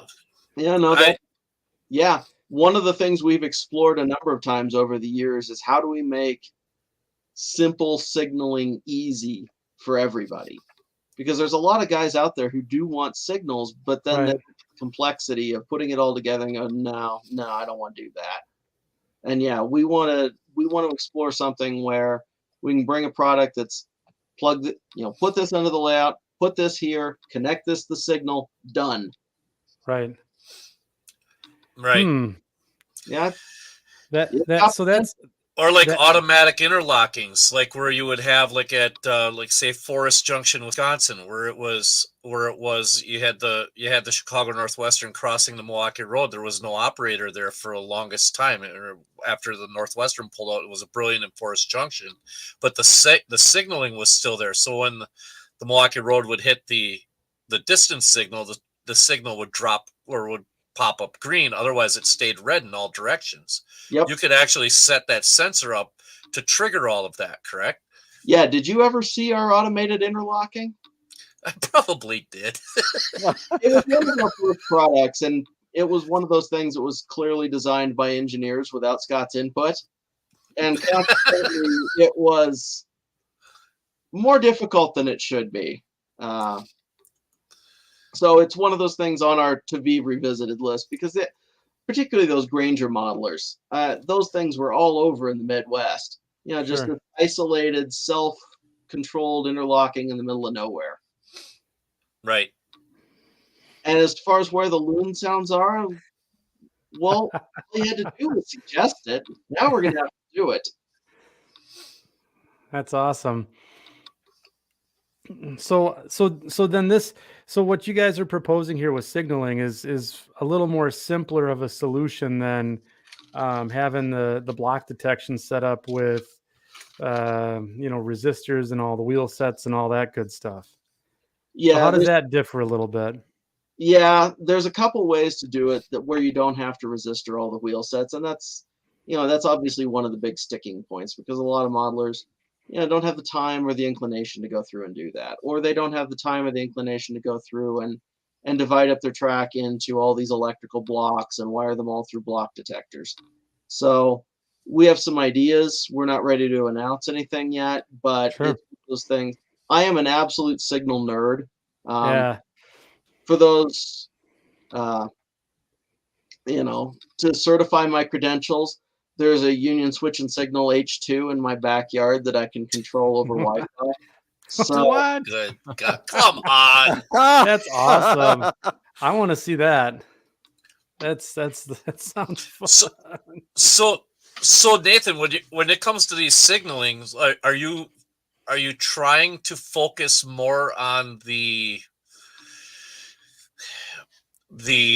smaller signaled areas compared to doing an entire like CTC, like 85 or 200 miles worth of CTC, or are you looking more like we're at Black Creek, Wisconsin, where the Sioux Line and the Green Bay and Western crossed, and it was first to the distance signal got the light, that kind of thing? we're looking at, there's definitely the automated interlocking first to the distant, gets the signal, time lockouts, blah blah blah. But we're really looking at building exactly what Derek said there. Signals without a lot of complex wiring, without a lot of complex configuration, signals that anybody can install, bring them up. They're relatively prototypical for ABS or APB. The full-on CTC implementations aren't what we're going to go after right away, at least, because, those are very involved. You really do have to understand operations and signaling and think about how you want to install it and how you want to use it as part of your operations. Yeah. Most modelers are looking for something that's reasonably prototypical, but doesn't take an engineer to put in. You end up not having to have 25 miles worth of wire underneath and a shoebox full of stuff that you got to try to hang in order to get something to work, right? Yeah. If you look under my layout, it would give most people nightmares for years. That bundles of cable that thick, and it's just nightmare fuel for most people. That question that was just popped up there, Andy.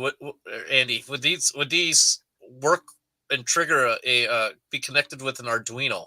Yes, they will work just fine with an Arduino, because they'll run down at 5 volts. You just give the thing 5 volts, and it's an open collector output, which basically means think of it like a switch to ground. And when it detects or when it doesn't detect, it will connect the wire to 0 volts. And when it's not connecting, it'll just float up to 5 volts. So, they're fantastic for the people who are DIYers and want to experiment with it and doing things themselves. And yes, it works very well with Fremo and modular signaling system. Yeah. So it's just like these comments and questions are just kind of rolling right together here, coming up as I'm bringing it up right into the conversation here. So, okay. So Nathan and Scott, so we'll keep the questions rolling here, but any other cool things that you guys want to mention from Iowa Scaled Engineering here? Scott, anything you want to talk about? Well, we have there's something I can't really mention, but I'll just tease you. Ooh. Is this the thing that's going to force me to tear my whole layout down? Let's hope so. No. We're developing a product. Well, I think it's going to come to fruition, but it's going to really enhance the operational aspect of the ProtoThrottle. It'll work in tandem with the ProtoThrottle, but that's all I can say right now. So that's a little teaser. Now I know what you're talking about, Scott. Yes. Yeah, okay. I agree with Scott. I think particularly for those guys who operate multiple man crews, it will be a game changer. Multiple man crews. So that's the teaser for anybody who's watching. Stay tuned. Wow. That's Is there a timeline? That really depends on Michael and Nathan, because Michael specifically, Michael has been slammed with just about everything you can imagine, work-wise and home-wise. So he's a busy man. So we have to wait until Michael has some free time. So yeah, that's true for both of us. Sometimes we don't get products out quite as quickly as we'd want. You know, my day job is working in the shipping and logistics industries.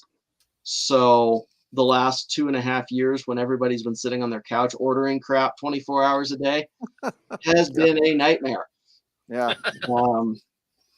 Nice. And then, Michael has 2 daughters and a lot of family commitments. So, he gets behind the 8 ball on a lot of things too. So sometimes we'll promise, it'll be out by February, and we didn't tell you which February. Yeah, but that's good. So you guys have a lot of, I guess, new and exciting things coming down the pipeline. So you're not just stopping at the ProtoThrottle then.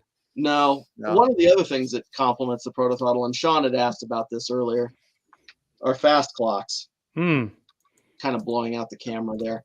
That's all right. On a couple-year hiatus, believe it or not, the design work is done. They are back. They're known as the pace setter now. Now, if somebody who may be sitting in this chair talking on a podcast would be finishing the manual for them instead, we could actually get them back on the market. Oh, yes, Scott, get going. It's not me. Nathan's pointing at himself. This guy right here. Yeah. So that is really cool. So you're not only, and then it looks like you have the grain belt stuff. Are you guys still doing that? Nope. Yeah, absolutely still doing that. Okay. Grain belt models is kind of a side project. We make, that's gotten very popular, by the way. You see it everywhere. Right there. Yeah, there you go. William? Hey, William, why don't you get in the hot seat here and take yourself off mute when you get a chance too. Or you could turn your volume on. Your microphone. There you go. I'm just trying to be polite, This is where the production value of this show really comes in. Yeah, so I did send Andy a link to show these things in a little bit better visibility, but they do have them, the grain belt models. This is blown out a little bit too, but it's a multi-pack. They come up with a lot of different sizes. Any guys that want to put together a freight car load, these things are very slick. You can end up just taking something as simple as just a skewer with a sponge on it. And I end up just sticking that inside the culvert load. And then I can spray this thing up without getting your fingers all over it. I got a whole container of them that I got still yet to do. But it makes for a really nice little load. And these guys, in terms of working with you, and I don't know if it was Nathan, Michael, or who actually prints these things, but I needed a buttload of them. And I said, to buy all these ones, I needed the specific size. Can you work with me? I appreciate you working with me because I got 2 more flat car loads to do. That'll be like this set here. Yeah. Very nice product. And again, I cover the whole process of creating this thing, but yeah, the grain belt models are very cool. Those are sharp looking cars. Yeah. Oh yeah, thank you. Yeah, they are. And a buttload is an official measurement, by the way, I've been told. Buttload translates to a lot. Buttload translates to a lot. So I got Mike up on screen here, and he's got, looks like a GSI grain bin, right? Yep, grain bins. No, this is S-Skill. You make them in HO as well. And do you make them in N also? Yeah, we make HO, S, and we'll do O upon request. And if we have a size that you want to model that we don't carry, give us a holler. If we can fit it on the 3D printer bed, we will absolutely make it. And they're made out of, they're stackable rings that are each one corrugation segment. So they don't have all the fiddly nature of like the Ricks or the Walthers to build each ring segment. It's literally just stack them up to the height you want, put a drop of CA on them, and they're and off you go. Yeah, off you go. I mean, they're printed in a metallic silver plastic that looks a lot like galvanized. So weathering, and they're good to go. Thanks for the nice demo, Mike. That was So I can say nice. I am never going to build a Rick's bin again after seeing that.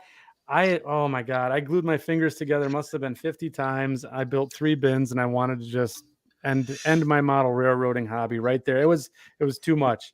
Mike, here is another thing that I have noticed about these is that if you needed to make a low profile bin, right, you could actually, because these are individual rings like that, you could set up where you want your seams to be and line everything up, cut them in half, and go and start stacking those bins. Now, out of one kit, you can double the height of your kit on a low profile. Sure. Now the roof it gets to be a little tricky. The top gets to be a little tricky cutting that in half, but it can be done. Yeah. But it's these are fantastic. I think I sat down and I just watched a couple videos. I think I took maybe half hour, 40 minutes tops to kind of mess around and glue everything together and get it squared up the way I wanted it. And this is just, I haven't done anything to this. All I did was, I didn't even paint this. I just put a decal on it. That's it. That's it. This is right the way it came printed. Now I think with a little Tamiya line wash on there, little Tamiya panel line wash on there. Little panel line? Yeah. Hashtag use the dark brown. Use the dark brown panel wash. So, I mean, you guys at Iowa Scaled Engineering have quite the, I guess, product line. I'm looking through your website here. You got some Arduino stuff and what is this? Quick on there as well, and some other electronic hobbyist type stuff. And then you got shirts out there as well. Ditch the knob. So where can we? So for our viewers out there, because we will do an audio replay of this broadcast, where can we find you guys where can we find Iowa Scaled Engineering? IAScaled.com. Okay.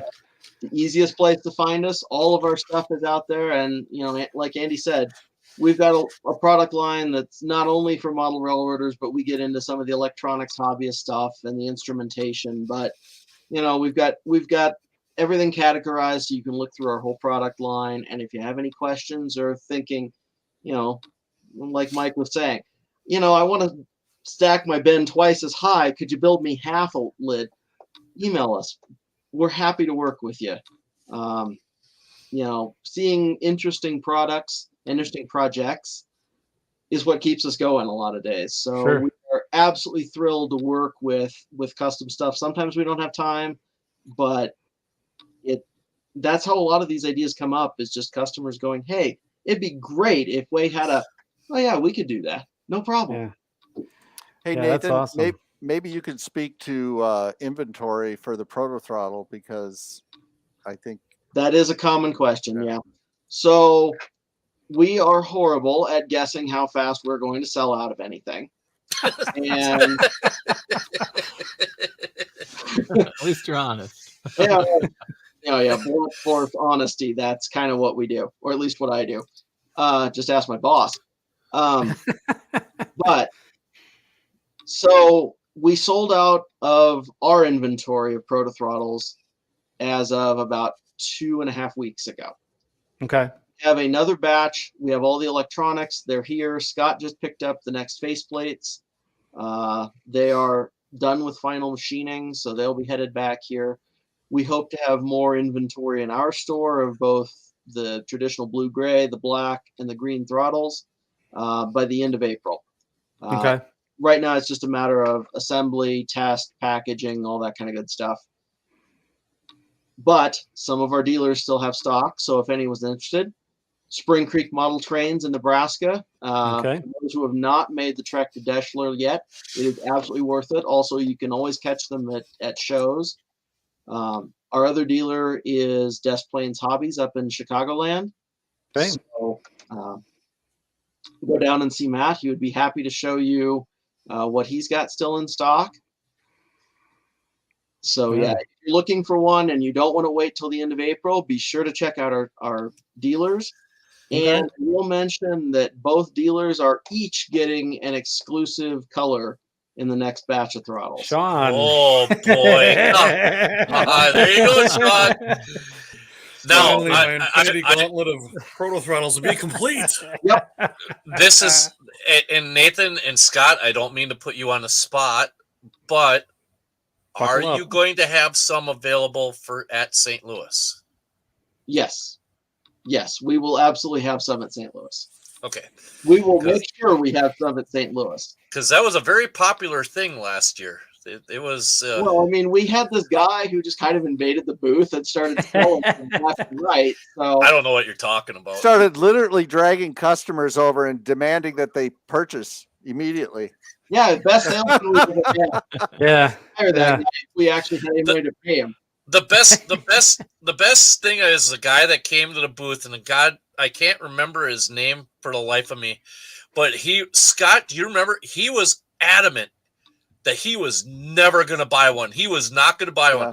And all of a sudden, the next thing you know, 10 minutes later, he's back looking behind the crowd. Next thing you know, about an hour later, he comes swooping back. Yeah, he's doing that, and he's looking over people's shoulders. Next thing, he ended up buying one. Got him.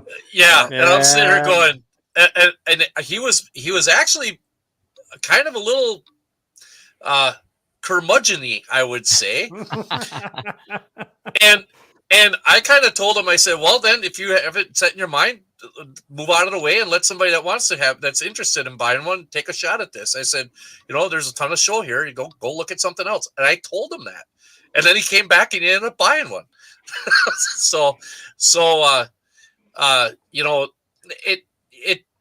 It's once you see it in action, that's what gets you hooked. Sure. That's exactly it. And I tell people the story all the time. I was not a believer when we started this project. I thought, no, it's a gimmick. It won't sell. It'll be overpriced. And then Michael put one in my hand with our switching demo layout. That was it. Like 45 seconds, I was absolutely hooked. Like this is a game changer. This is like running the real thing. Yeah. It takes you out of that, I have to remember what function button to push, and just makes you think about, I'm running a train. I'm a little fast. I need to set some air.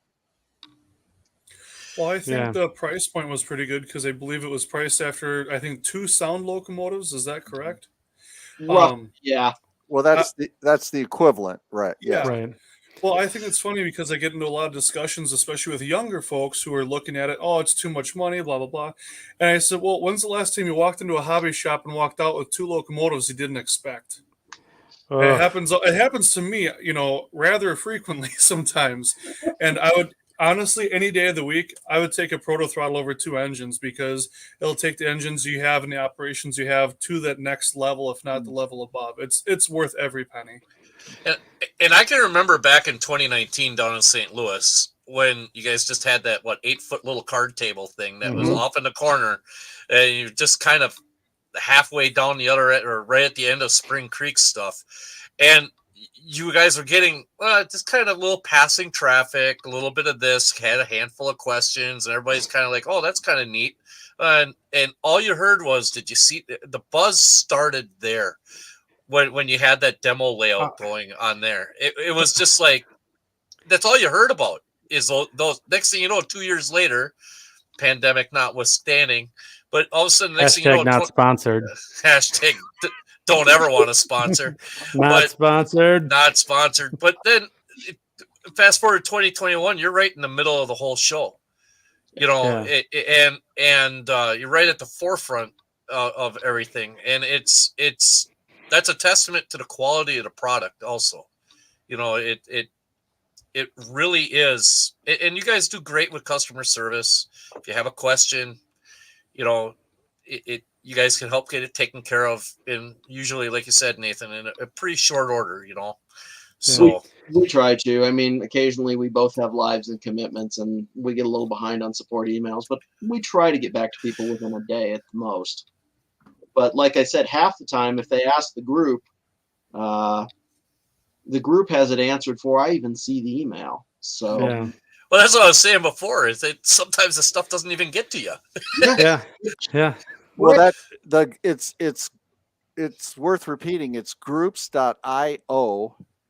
And just do a search for ProtoThrottle and join the group, because there are some savvy guys on there that really know their stuff when it comes to the throttle. So yeah, and you don't even have to join. I mean, the group is open; it's public. You can read it. You just can't post to it. You don't even have to own a ProtoThrottle. If you're interested and want to ask questions about it, it's a great place to do it. True. So I just posted that into the chat. Hopefully that's the right link there, but it looks like it. So yep. So go ahead and check that out, and then I'll add that to the show notes and in the description of the video. I'll go back and edit that. So if you guys want to play this back and catch all the notes and whatnot that we took down here tonight. So we're getting close to the 2-hour mark here, and I do want to be respectful of Scott and Nathan's time, because we do appreciate them coming and talking about their great business and all the good products that they have. So I'm going to pass the microphone around, Sean, William, Mike, and give one last chance for any last questions from the chat here, and then I think we're gonna tie up for tonight. So, Sean, I know you've been hanging out, you've been running trains in the background there a little bit. Sorry about the sound. I forgot to. No, don't worry about that. Don't worry about that. So I guess, but before we let Scott and Nathan off the hook, any questions or final comments, or even just recommendations about products that Iowa Scaled, or again, keeping in mind that we are not sponsored by them in any shape or form or fashion here. So go ahead, Sean. Yeah, I think my biggest thing is sometimes when people ask me for help, and it's just there's so many places to start with programming that I get kind of. I'll run someone out of the room sometimes, but where's the best place to start with programming? I tell everyone to just set your forward bright to 0 and just start playing with it and go from there. What would you guys recommend for a beginner? Like the first 3 things. I think that's something that would help out a lot of people get started with this that are maybe a little, turned away from the complexity of the programming to say, oh, I want the independent lighting and everything. What would you guys recommend? Go ahead, Nathan. Okay, I was going to ask if you wanted to take that one, but sure. Yeah, I mean, my first recommendation is it's still just a throttle. Just start operating with it right away. Yeah. And then from there, my second suggestion would be get your momentum dialed up and get your brake function working. Sure. Because to me, that's the biggest bang for the buck in terms of operations, is having the prototype momentum and having functional brakes. And then once you're more comfortable with that, then we can look through the guides on the website and the group and start talking about independent lighting control and other things, because those are the finishing polish on making it prototype. But the biggest bang for the buck is in the switching and the operations and just having the momentum and the brakes. Yeah, I would add a good starting point too is just to go to the website and peruse through the manual and read through the manual. It's not very lengthy. Read through it a couple times. If you have any questions or if anything's confusing, throw out some questions on the forums and just, if you're interested, kind of familiarize yourself that way. And then if you have an opportunity to use one of the throttles at a show, or you know somebody who has one, go spend some time with them. I know Tom Klimovsky.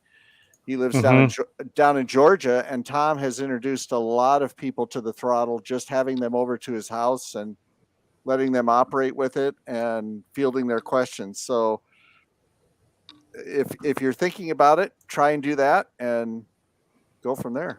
And I would mention, if you're on the fence, we have a demo throttle and receivers that we will loan out to you for a week or two if you want to just try it out. Oh, For your layout. that's awesome. Drop us an email. But otherwise, I just want to say thank you guys so much, not just for the products, but for coming on the show, for the support that you guys have presented. You guys have done some video chats in the past that have been huge help to people with questions. And if anyone's in southeastern Wisconsin, give me a jingle. I'll happily let you come over, run this thing. It is a blast. It is the best upgrade to any layout. If you've got one engine in a switchling layout, don't buy 2 more engines. Get this. Yeah. We appreciate the endorsement, Sean, and thanks for having us on tonight. We really do appreciate it. Yeah, I appreciate it. Yeah, we got Chris Hiley asks, would a ProtoThrottle would have been worth it for mainline running up the grades? So he's doing the Montana Rail Link, a lot of grade running out there. That's where we get back into the conversation of speed curve plateauing and setting your speed at a certain height or a certain level, and then allowing your notching to do the work and the sound work, making it sound like it's pulling harder. So absolutely, I think it would be, I think you could really get some enhancement from it, Sure. Okay, so then William, do you got any comments, alibi, save rounds for Scott or Nathan? Nothing that was groundbreaking. I know a few guys that I've experienced, and just curious if you guys would ever reinvent or look at the backside of the throttle. The way the batteries are really the only thing that make it thicker, and the big complaint I get from, and maybe it's old guys with small hands, the size of the greasy throttle. meat hands. Greasy meat hands. Is that something that you guys are able to or would look at, consider a modification of any sort? Unfortunately, that's where what we'd like to do runs up against regulatory concerns. Okay. So there has to be a specific amount of space between the radio antenna, which is right there, and human skin, essentially. Otherwise, you run into something that's known as specific absorption testing. Okay. Which can run tens of thousands of dollars to do. So if you're wondering why the case is as thick as it is, it's because it's just barely over the limit at which we have to do that testing. All right. Well, that's good to know. I mean, I That's didn't know that cool. was the reasoning, but I'll definitely tell them that if you wanted any different, then they can just foot the bill for you guys to get the testing done. That's pretty much it. We'd love to have it thinner. And honestly, if you want to make your own thinner case, it's not going to give you finger cancer or anything. To do the testing to prove it doesn't do that is rather costly. Sure. Yeah. Right. And we do include a product called the Love Handle, which is a cell phone strap with each throttle, and you can adhere it to the back of the box wherever you're comfortable in putting it, and I only put one finger through the strap, and you can hold the throttle very, very securely. So it works nice. Yeah. No, I don't have Mike. anything other than beyond that. It's a huge thanks to both Scott and Nathan. You guys, it's phenomenal that you're bringing us products. I mean, everything from the culvert loads to the ProtoThrottles to the sound effects. Scott, you didn't even touch on some of the stuff that I know you've done on your railroad with your lighting. Keep thinking, keep innovating, because this is the stuff that we always enjoy. And it's because of guys like you thinking outside the box and then bringing it to us. Yeah, thanks. Yeah. It's a lot of fun. I guess any last words? Yeah, I guess if for anybody that's kind of on the fence and wondering, well, this is only going to be for my layout, wrong.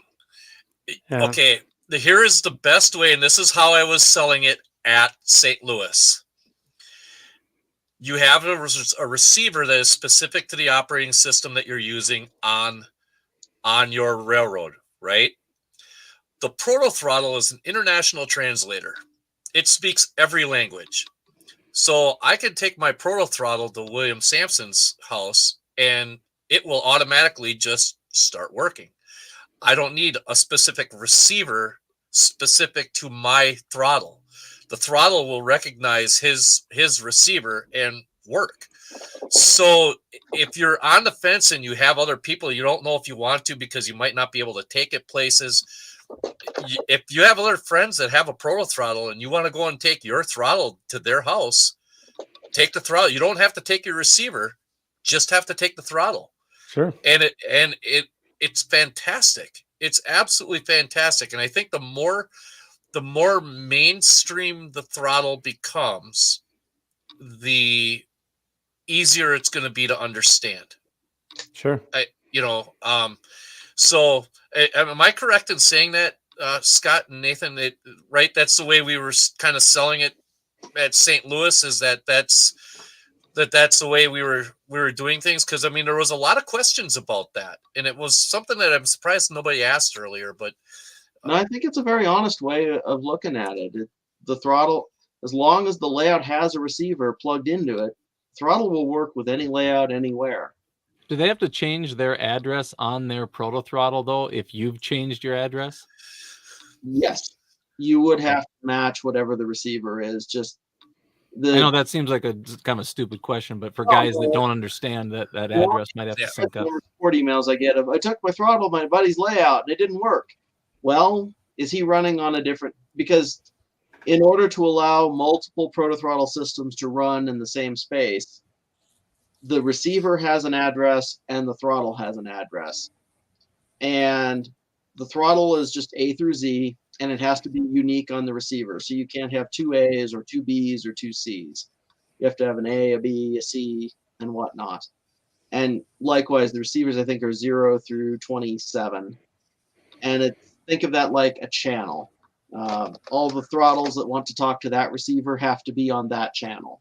Sure. right. That allows you to have things like St. Louis, where some of the modular clubs have ProtoThrottles running, but we don't want our demo layout to be interfering with them. We run Right. completely different Right. that they're not using. Yeah. And same is true with other layouts. Yeah, very good. So, okay, Scott, Nathan, that wasn't too painful, was it tonight? Oh, that was a lot of fun. Yeah, yeah. A lot of fun. Good. You guys did fantastic. So, again, I just want to say thank you for taking the time and really not only doing such a great job explaining, all about your product line, but also answering questions in the chat from the users. That was fantastic. I didn't expect that at all. So thank you, Nathan, for taking that on. And as we close up shop here, is there any final parting thoughts that you want to leave with our viewers and listeners out there? Not really. Yeah, we said it all, right? We did, I think. Yeah. Yeah, be sure to check out our product line, ask us any questions, and most of all, get to an RPM we're at. We're always happy to meet people, love talking to fellow modelers. We started this company because we're all modelers ourselves, and we're building things we wanted in the hobby. So, Which RPMs are you going to be at? St. Louis and then anywhere after that? St. Louis is the only one we're going to definitely be at right now. Okay. Spring Creek will have our demo layout, probably at a couple of others. I don't know their exact schedule offhand.